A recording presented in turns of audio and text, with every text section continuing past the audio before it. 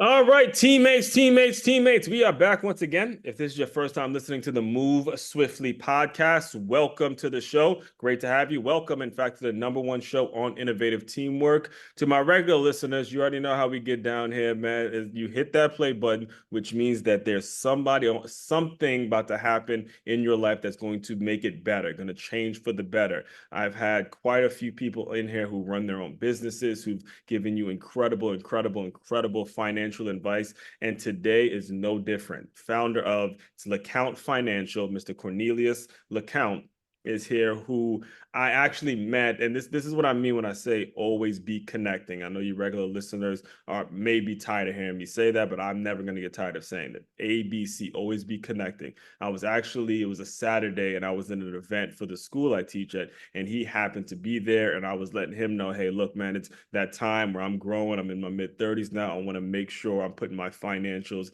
in the right place and be connected. And now, again, we've been working with him for about 2 months now, and now he's on the show. So, Cornelius, welcome to the show, man. Thank you for having me. It's an honor to be here. Thank you very much. It's a pleasure to have you. And I think it's so very important that we start off with the kind of, I guess, kind of just take us back a little bit in terms of where your mindset was. Because you and I know in some of the communities that we've discussed in the past, our financial literacy isn't necessarily high. You know, the financial literacy definitely isn't something that's taught in school, something that if you really focus up, you got to learn on your own. So kind of walk us through a little bit about your background and what drew you into the world of financial services. Okay, cool. Great question. So, what drew me into the world of financial services is actually a weird story. I was driving home from work. Me and my wife had young children. I was working two jobs and I was working overnight. And as I was driving home, I fell asleep at the wheel and don't know how I got home. I only remember waking up to turn to get home. That's how exhausted I was. Oh my And my God. wife was pregnant with our youngest child, who's now 17. And I said to myself, man, what would have happened if I didn't come home that night? And Mm. so I started looking for life insurance. I had no life insurance. Oh. So that drove me to start looking for life insurance. And then the company that I met that sold me the policy started talking to me about college funds, stocks, bonds, mutual funds. Hmm. And so when that night was over, I had college accounts for all of my kids. I had Roth IRAs for me and my wife. And that started me on my journey because I was like, man, they showed me all these numbers that, hey, if you're investing this a month, this is what you can have at the end. And I Hmm. was like, man, I only put in so much. But because of understanding the market, that money grew much more than what I put in. Hmm. And that's what got me started on my journey to helping people the way I was helped. So when you go back to that night where you fell asleep on the wheel, can and the reason I'm asking this is because there can be some listeners in that are still stuck in that place where they're just getting through the moment. They don't know exactly what can happen. Again, you're high risk in a very high risk situation where you got mouths to feed, you got a family to provide for, and all that. When it comes to the way you were thinking before that night, what would you say were probably the biggest mistakes that you weren't seeing now that you have kind of the financial education that you have now? What were some of your blinders when you were like going back and you kind of think back to that time? Too many times we live for the moment Hmm. and not for the moment we want to build to. Hmm. Okay. So when you're in that moment, like you've got young kids, you're in the rat race and you're thinking about how do I pay the bills today? Yeah.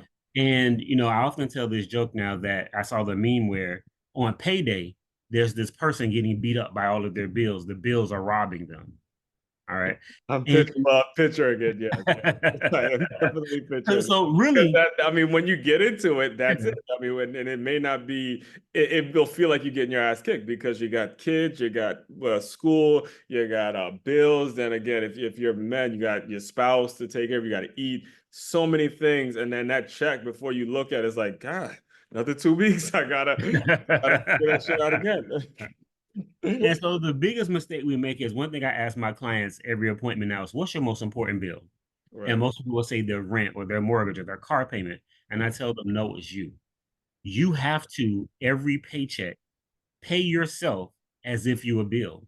And yeah, it might hurt, but you're paying yourself so down the road you actually have something because all know the expression you got to rob Peter to pay Paul.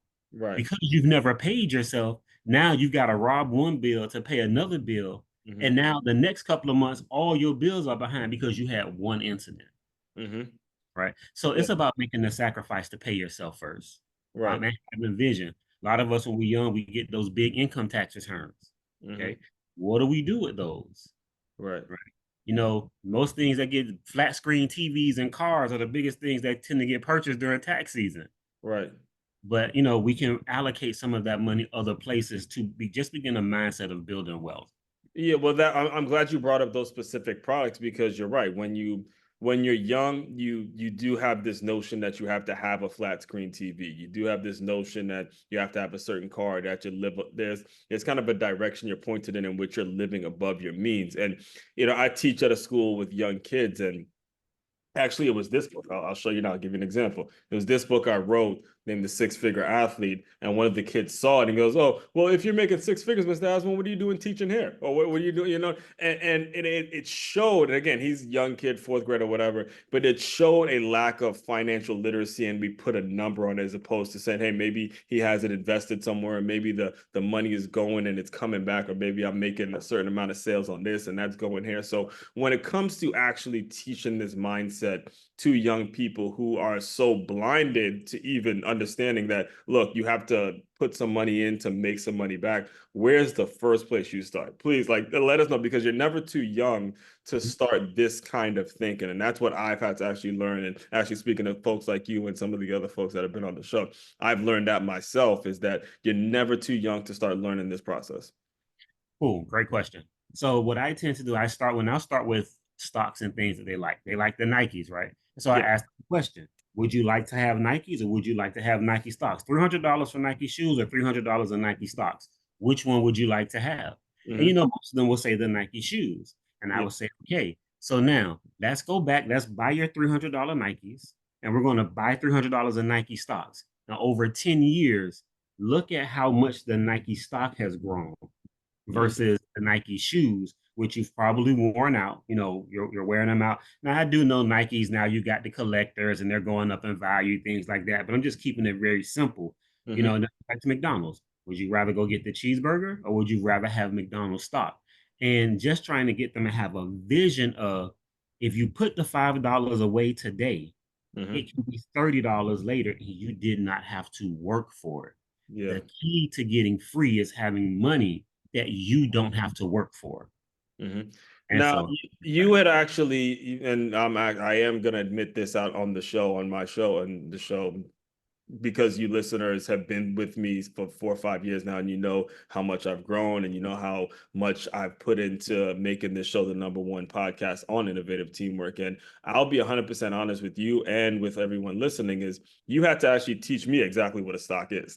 I remember having that conversation with you. I was in Miami actually at a Starbucks, and this was our first time meeting, and you asked me, what is a stock? Now, I thought I knew a lot about business, but then I'm like, wait a minute, I don't know if I can necessarily define it. I've heard the word, but you actually defined it for me. So the reason I'm bringing that up is I'd love for you to kind of define that for anybody that may be listening that may have the same reaction I had, where it's like, wait a minute, I don't know what that means. I don't know what a stock means. So go ahead.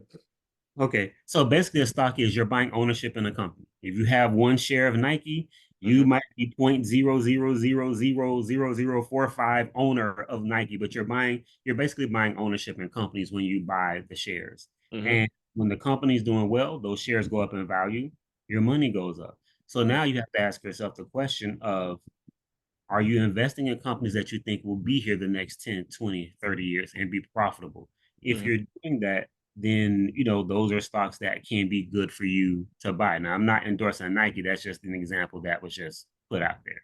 Right. It's mentioned a lot here over here in the move swiftly world. As a sports guy myself, I talk about Nike quite a bit. So it's not uncommon for the audience to hear about Phil Knight and Under Armour and the whole thing, because I talk about it so much. So the question I do have for you though is, for anybody that may be listening, and this is actually something I'm guilty of myself as well, is when you're owning a business and you're so locked into what it is you're doing. Like with me, I have to put out a lot of different material every day and teach and all that, to the point where I never really actually had time to go back and learn exactly what stocks are. when you start to talk to them and ask them about how they make their investments or the decisions that they're going to make with their company, is it going to be something that is going to go public one day? How do you grow it? How do you build it? All of these things, and I'm bringing all this up because this was stuff I asked him, months ago when we first started chatting. How do you advise those folks who are entrepreneurs and want to run their own business versus, all right, should it go public? What's the direction? What sort of things do you advise them to do? Well, the number one thing I always tell people is you have to plan your exit strategy because nobody wants to work forever. Amen to that. Hey, All right. this is So, raw. This is exactly what you told me, guys. So I'm glad you brought that. Your exit strategy. Yes, sir. Yes, right. sir. And so now we got to project into the future. Do Hmm. you want to run this for 30 years? Do you want to run it for 20 years? So Right. now that we know what exit strategy we're looking for now, how much money do you need to make a year to walk away? Yeah. So now we know, say if you tell me you want 50 grand a year and Hmm. retire. Well, I already know based on the rules of how you should retire, we need to put you on a path to save $1 million. Hmm. Because at $1 million, you can take a salary of 50,000 for the rest of your life and never run out of money. Hmm. Okay. So that's where I'll start there. What does the end look like? And Right. then we start from the end and we come back to the beginning and we start building towards the end. As Right. far as wanting to go public and things like that, that's something that you'll have to have with the other people that maybe like you're trying to bring in shareholders. How big are you trying to get? Do Hmm. you need the money? Do you need to give up equity to move further along in your business? So that's a much more in-depth conversation that just needs to be Hmm. had. But that's my biggest piece. When it comes to investing, I also tell people, listen, you don't need to chase the stock of the month, Hmm. right? What for the average person, a mutual fund and ETF is the best thing to do because you're going to get what we call diversification. You're going to get about 100 different companies in your one investment, right? Hmm. Right. So that's typically the best place to be for the average investor. So walk us through exactly what you mean when you say mutual funds, because there's a lot of different things that come up when you hear the term mutual funds, and maybe you don't know where to put your money in. Like I was telling you actually before, is I see what AI is doing, being that I'm not much of an expert when it comes to this. I just know what is going to be needed in the future, so I kind of made my decisions based on that. So when we're talking mutual funds, what exactly do you mean when you say that? Great question. So a mutual fund, how I like to explain is I want you to picture a mall, right? And now you have all these different stores that are in the mall. So a mutual fund is a mall of stocks. You put your money in the mall and you're now getting stocks of all the stores that are in the mall. Mm-hmm. So now if one store in the mall goes out of business, does the mall shut down? It does not. It does not. And what will the mall do to that spot the store was in? Just keep it replaced. Just replace They'll it. replace it with something else. So that's why a mutual fund, for the most part, is best for the average investor Mhm. because, hey, clothing might be down, but jewelry and electronics might be up. And the Ah, overall performance of the mall is what grows your money, yeah. not one individual stock. Yes. And a Very. lot of times people get caught up in trying to chase the stock of the month, Yeah. but it's about if you're not a flipper, if you're not a day trader, investing is really about time and consistency, finding good investments, Hmm. time and consistency. And honestly, what I mostly get paid for is helping people control their emotions. Yeah. Because the news will say, oh, the market's going down, and people will look at their account and say, oh, the market is down. I need to pull all of my money out. Hmm. But that's the wrong way to look at it, Hmm. right? When you go shopping, would you like to buy on sale or would you like to buy at regular price? Yeah, and well, on that point, I'm glad you're bringing this up because you said the average investor, and like I had mentioned before, it's hard to learn this stuff because you have to learn it on your own. It's not taught in school. So when I first started learning about investing, I know the name Warren Buffett. It's like I Mhm. had to learn quickly. I'm not Warren Buffett. Warren Buffett has a specific strategy, and Warren Buffett is not you. The majority of you guys who are listening are not Warren Buffett, right? And I had to learn, like you said, the average investor is going to do certain things. So I thought back to some of the things that my mother said, my mother showed me. And we go to the grocery store, Cornelius. Every time we went to the grocery store, she would not buy one thing that was not on sale. everything. All I would spend hours. If it's not on sale, I'm not buying it. And if she's listening now, she knows exactly what I mean when me and my sister being there. So I learned a lot of what you said when it comes to making sure if you're going to be an average investor and maybe invest, whatever you may have available, make sure you're doing it the right way. So to answer the question, yes, everything for me has to be on sale. Right. And so what happens is when the stock market is down, all that means is that the stock market is on sale.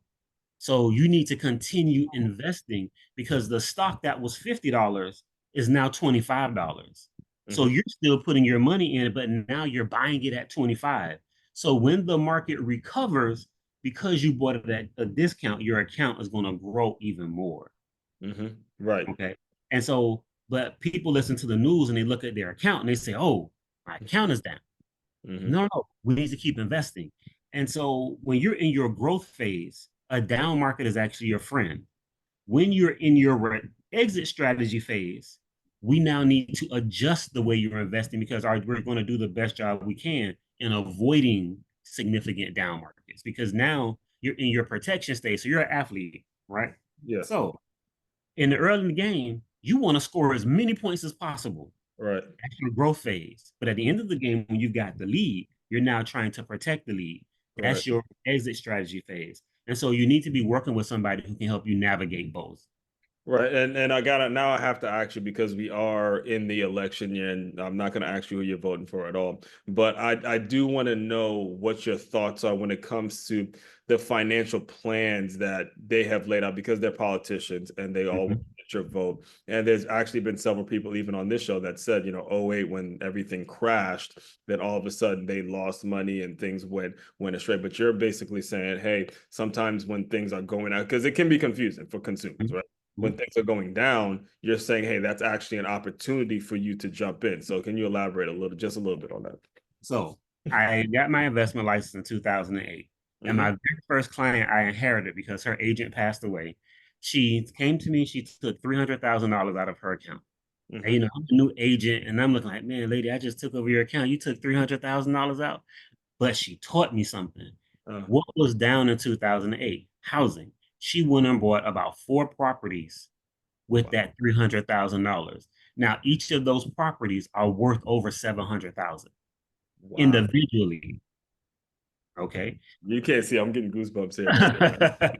I mean, I love that story. That is amazing because again, you took the risk and it proves your point. And a lot of people would look at that time and say, "Hey, that was a terrible time for me because things crashed." But you just clearly debunked that entire myth.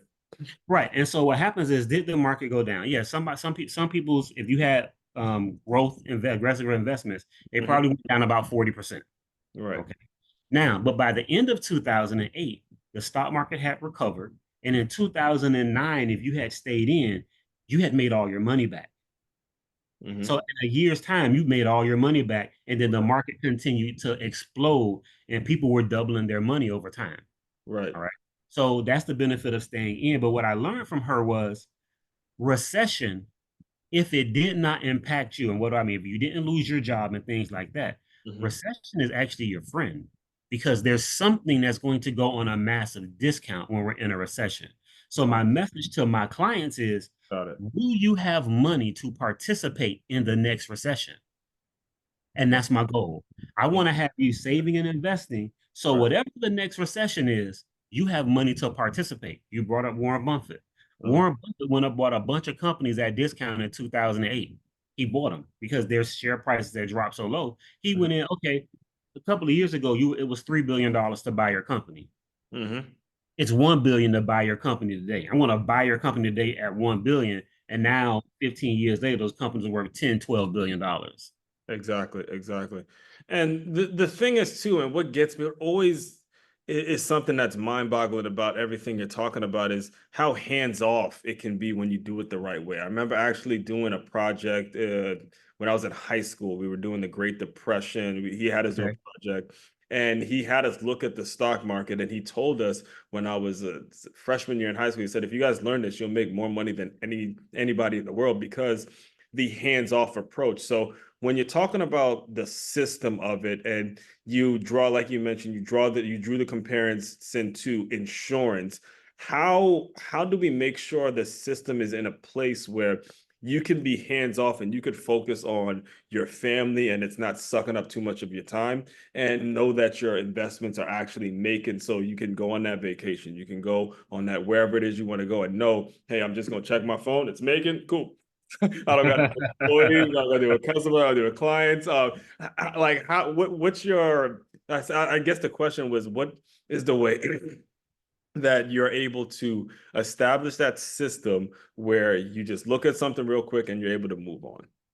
Well, for me, so for the average person that Yeah. doesn't want to take the time to learn it, you pick an advisor that you like and that you Mhm. trust, and then you watch them work. Your advisor is kind of like a chef.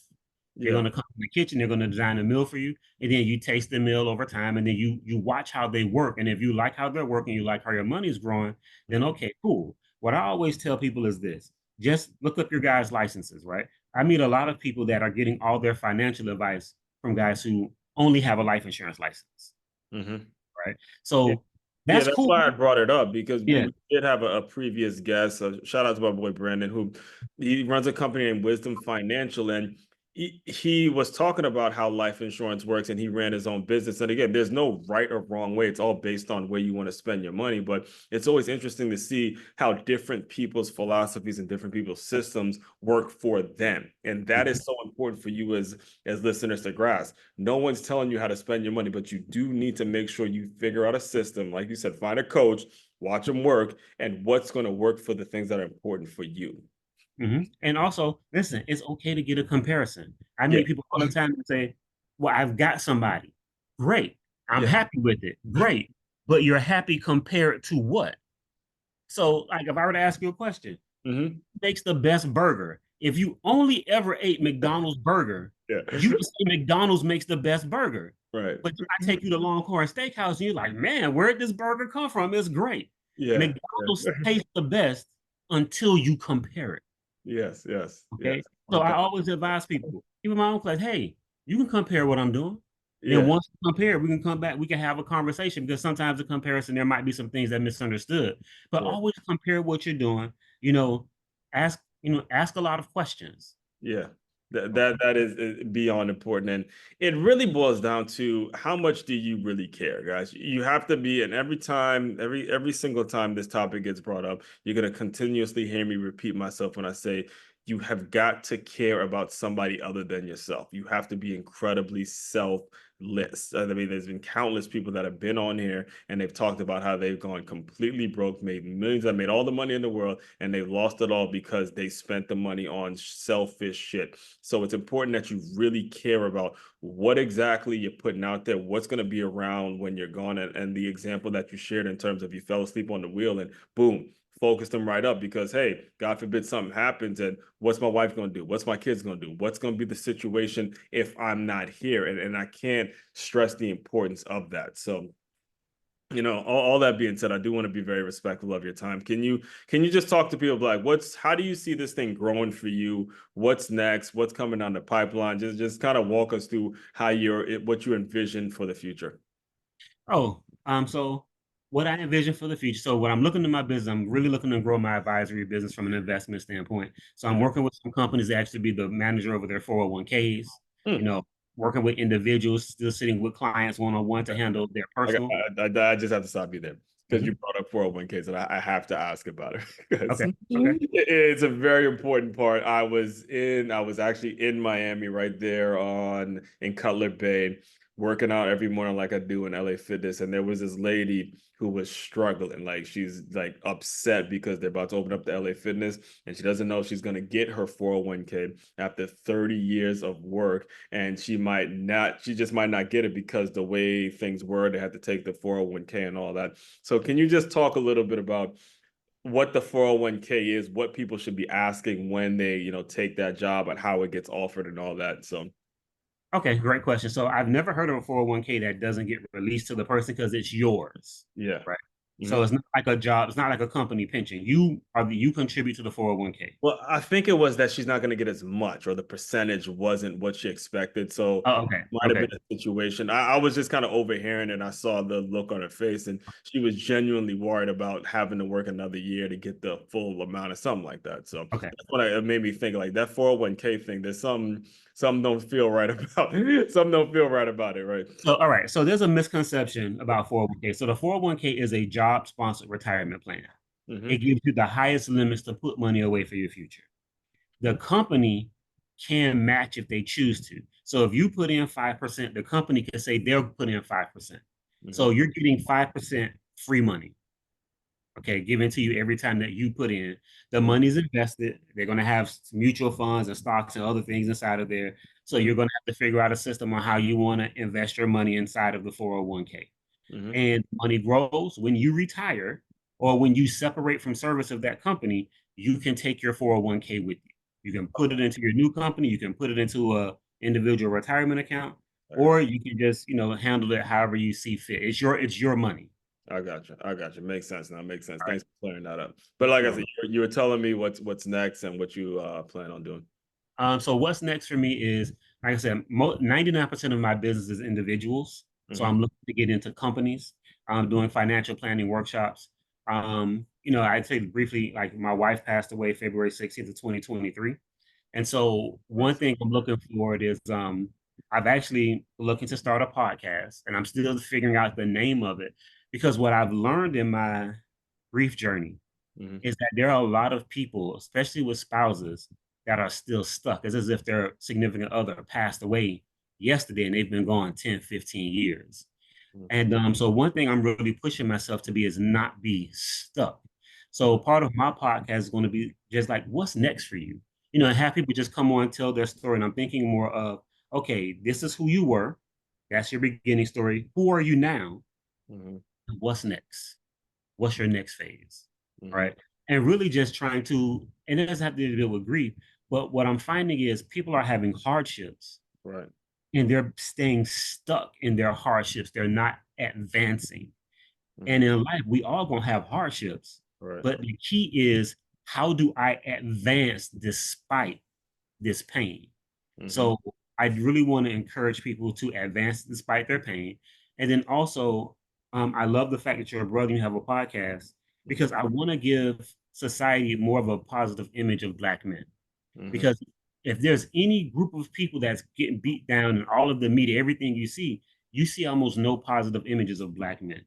Hmm. So I want to bring on people that are successful family men, you Hmm. know, and just highlight that to give the young kids in our schools and whatnot, to just give people a better image of this is what your future can be. It doesn't have to be all those things you see on the rap music and all that other stuff. There's more. Hmm. So that's kind of what's next for me, my financial services business, but then also just helping people figure out what's next and showing a better image for Black men. Well, first of all, condolences about your wife. I know that that is definitely not something that is easy to get through. So, and even if you are a listener, losing a spouse is something I can't even pretend to know what you're going through when it comes to that. But at the same time, I'm sure wherever she's looking down, he or she is looking down, and they're honored with the work that you're doing. So that's important that I just have to mention that. And when it comes to the images of Black men being financially resourceful, I can't tell you, brother, how much I it's rewarding for me to hear you say that. Because as a person that grew up in the sports world, idolizing, I mean, I knew every posters all over my wall, all of the players, man. I knew it all. And to hear, and we're recording this, by the way, we're recording this late August, and it just came out that, and I hate to bring his name up, but Cam Newton has 8 kids, and there was all this I mean, someone like him who has made millions of dollars has 8 kids with 3 different women, and he's basically bragging about it. You're right, based on even when, because I know Cam Newton's story when it comes to his father, what his father did for him.